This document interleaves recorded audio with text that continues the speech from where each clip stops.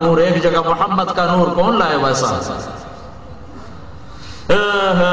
نسیم جانب بطحا گزر کن ز احوال محمد را خبر کن ببر این جان مشتاقم دراجا ہدائے روضہ خیر البشر کن یا خیر من دفنت فی البقاء اعظمه فطاب من طیبهن القاع والاکم بقاع اعظمه فطاب من طیبهن القاع والاکم نفس الفدا بقبر انت ساکن فیہ العفاف وفیہ الجود والکرم۔ اور دو میں نے آپ کو مزید سنا دیے جو ابن کثیر کی تفسیر میں لکھے ہوئے ہیں، 4 شعر۔ ایک بدو آتا ہے، آپ دنیا سے جا چکے ہیں، عطبی رحمت اللہ علیہ قبر پر کچھ پڑھ رہے ہیں، وہ بدو اونٹنی کو بٹھاتا ہے اور قبر پہ آ کے کہتا ہے السلام علیکہ یا رسول اللہ، سلام کرتا ہے، پھر کہتا ہے یا رسول اللہ آپ کے رب نے کہا ہے وَلَوْ أَنَّهُمْ إِذْ ظَلَمُوا أَنفُسَهُمْ جَاءُوكَ فَاسْتَغْفَرُوا اللَّهَ وَاسْتَغْفَرَ لَهُمُ الرَّسُولُ لَوَجَدُوا اللَّهَ تَوَّابًا رَحِيمًا۔ کہ اے میرے نبی یہ اپنے پر ظلم کر کے آئیں، گناہ کر کے آئیں اور پھر معافی مانگیں اور تو سفارش کرے اور یہ معافی مانگیں تو میں انہیں معاف کر دوں گا۔ یہ اس نے آیت پڑھی، پھر کہنے لگا میں جئتک مستغفرا لذنوبی، میں آپ کے پاس آیا ہوں اپنے گناہوں کو مانتا ہوں، معافی مانگتا ہوں، مستشفعا بک الی ربی، میں آپ کو اللہ کے دربار میں سفارشی بناتا ہوں کہ آپ کا رب میری بخشش کر دیں۔ اور پھر وہ رونے لگا اور اس نے یہ 4 شعر پڑھے جس کا میں نے آپ کو پڑھ کے سنائے کہ اے وہ ذات جس کے قبر میں جانے سے اندر بھی پاک ہو گیا، باہر بھی پاک ہو گیا، اندر بھی خوشبو اور اوپر بھی خوشبو، پہاڑ بھی مہک اٹھے اور وادیاں بھی مہک گئیں، زمین کا تحت بھی اور فوق ہر طرف خوشبو پھیلی۔ میری جان قربان اس قبر پر جس میں آپ آرام کر رہے ہیں، آپ کے ساتھ آپ کا جود و کرم اسی طرح ہے جیسے دنیا میں تھا۔ میں آپ کے طفیل پل صراط پار کروں گا، اس کے بغیر نہیں کر سکتا۔ ہاں میں ابو بکر عمر کو بھی نہیں بھول سکتا، آپ پر اور ابو بکر پر اور عمر پر جب تک قلم کار کا قلم چلتا رہے میرا سلام آپ کو پہنچتا رہے۔ یہ اشعار کہے اور آنسو پوچھتا ہوا اونٹنے کو چل دیا۔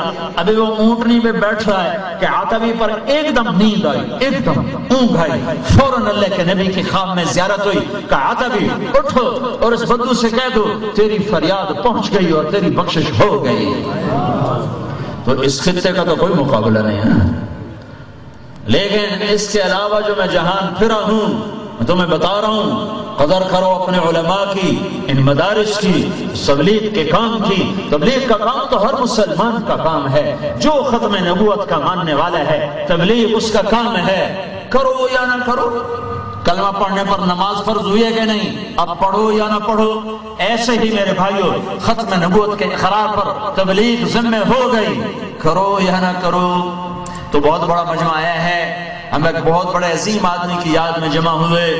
بے شک ہر انسان دعا کا محتاج ہے، چاہے کتنا عظیم ہو۔ حضرت عمر جا رہے ہیں عمرے پر، یا رسول اللہ میں عمرے پہ جانا چاہتا ہوں۔ تو میرے نبی نے کہا پھر مجھے بھی دعاؤں میں یاد رکھنا، لا تنسانا فی دعائک یا اخی، میرے چھوٹے بھائی پھر مجھے بھی دعاؤں میں یاد رکھنا۔ تو جب اللہ کا نبی کہہ رہا ہے دعا میرے لیے کرنا تو ہر انسان دعا کا محتاج ہے۔ بے شک ان کے لاکھوں شاگرد اور ان کا ساری دنیا میں علم کا سلسلہ، اس کے باوجود ہر مرنے والا وہ دعاؤں کا محتاج ہوتا ہے کہ اس کو جو بھی ہم پڑھتے ہیں اس کے لیے جاتا ہے اور اس کا درجہ بلند ہوتا ہے۔ اللہ نے کتنا فضل فرمایا کہ مرنے کے بعد بھی ایصال ثواب کے سلسلے جاری کر دیا۔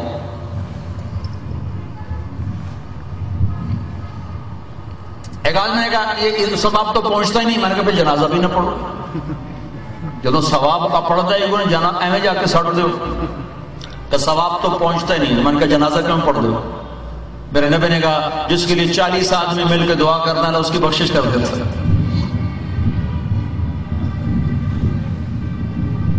تو میرے بھائیو بہت بڑا مجمع جمع ہے، اور اکثر نوجوان میں ہاتھ جوڑتا ہوں، میں محنت کرتا ہوں آج توبہ کرو اللہ کے دربار میں۔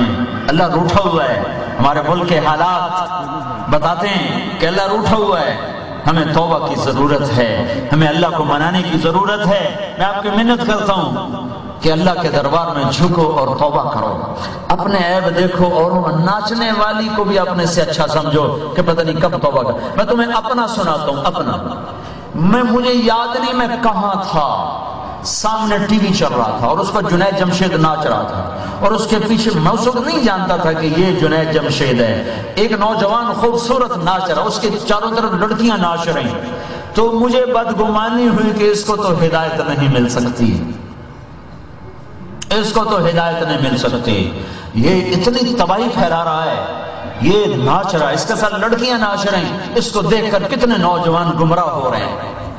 میری اس بدگمانی پہ 6 مہینے نہیں گزرے تھے، 1997 کی بات بتا رہا ہوں کہ اللہ نے میں اس کو جانتا نہیں، مجھے ایک آدمی نے کہا کہ آپ کو ایک گلوکار سے ملانا ہے، پاکستان کا بڑا مشہور گلوکار ہے، اور اللہ نے اس کو مجھ تک پہنچایا، مجھے اس تک پہنچا، میں کراچی گیا ہوا تھا، وہاں ملاقات ہوتی ہے، میں ان سے پوچھتا ہوں آپ کا کیا نام ہے؟ کہا جی میرا نام جنید ہے۔ میں نے کہا کیا کرتے ہو؟ کہا جی میرا موسیقی سے تعلق ہے۔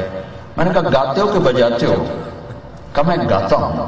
پھر مجھ سے کہنے لگا آپ نے دل دل پاکستان سنا ہے؟ میں نے کہا بسوں کے پیچھے لکھا ہوا دیکھا ہے۔ کہنے لگا وہ میں نے گایا ہے۔ میں نے کہا اچھا ٹھیک، یہ پہلا تعارف تھا، وہ میں نے گایا ہے۔ اور پھر 6 سال بعد وہ آدمی اللہ کے نبی کے ممبر پہ بیٹھ کے دعوت دے رہا ہے، جس کو میں کہہ رہا تھا اس سے ہدایت نہیں مل سکتی، اور یہ تو گمراہ ترین آدمی ہے۔ اللہ تعالیٰ نے ہدایت اللہ دیتا ہے، میرے ہاتھ میں ہوتا تو میرا سارا خاندان پہلے دین پہ ہوتا۔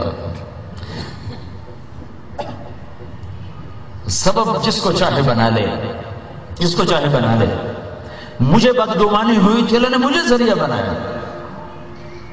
تو کسی ناچنے والے کو بھی برا نہ سمجھو، کسی ناچنے والے کو بھی برا نہ سمجھو، کسی سود خور شرابی جواری چور ڈاکو کو بھی برا نہ سمجھو، پتہ نہیں کب توبہ کر لے اور وہ اللہ کا بن جائے اور میں اس کو برا سمجھ کے اللہ کی پکڑ میں آ جاؤں۔ کون ہے تو میرے بندوں پہ انگلی اٹھانے والا، میرے بندوں پہ زبان کھولنے والا؟ حساب میں نے تیرے حوالے کیا ہے، میرے اللہ کے حوالے ہے۔ تو میرے بھائیوں، اللہ کی ناراضگی کو رضا میں بدلنے کے لیے ضرورت ہے کہ ہم توبہ کریں۔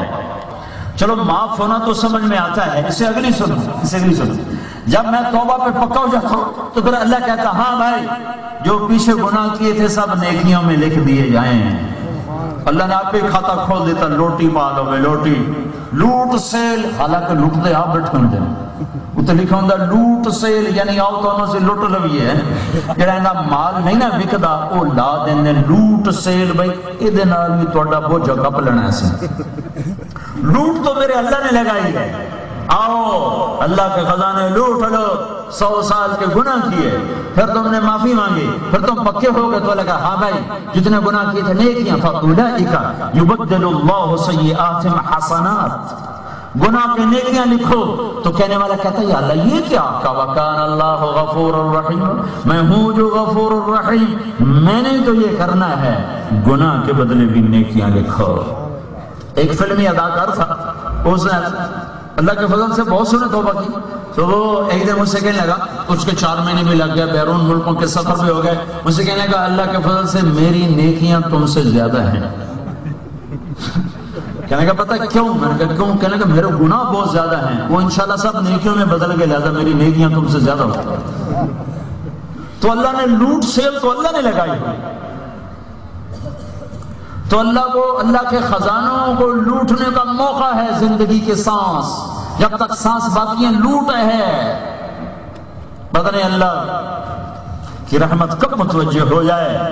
یہ اللہ دنیا کا بادشاہ نہیں ہے کہ کہے گا ہاں بھائی تو بڑا بہت کچھ کر رہا ہوں میں تمہیں معاف نہیں کرنا، وہ کہتا آ جا، پھر آ جا، پھر آ جا، پھر آ جا، پھر آ جا، آتا رہے میں معاف کرتا رہوں۔ تو توبہ سب نے کر لیا بھائی، پکی پکی۔ اور